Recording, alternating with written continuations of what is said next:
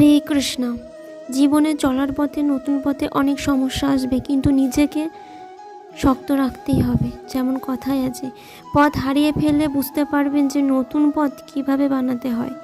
কিছু মানুষকে জীবনে থেকে হারালে তবেই আপনি বুঝবেন যে আপনার আপনজন কে। এই ভয়ের কারণে ভীত হয়ে থাকবেন না। তারা নক্ষত্র অন্ধকারে গুরুত্ব হারায়। শিবকেও মহাদেব হওয়ার জন্য বিষ পান করতে হয়েছিল। প্রত্যেক পরিস্থিতি, প্রত্যেক সাফল্য আপনাকে পরীক্ষা নেবে। তাতে উন্নতি হওয়ার আপনার কর্ম। যখনই আপনি ভয় পাবেন, সংকটের সম্মুখীন হবেন, তখনই সাহায্যর সাথে তার সম্মুখীন হন। আর মনে রাখবেন যে সম্মুখীন হতে জানে যে সাফল্য তার সাথে সবসময় থাকবে। তাই ভয় না পেয়ে সাহস করে এগিয়ে যান আর কর্ম করুন।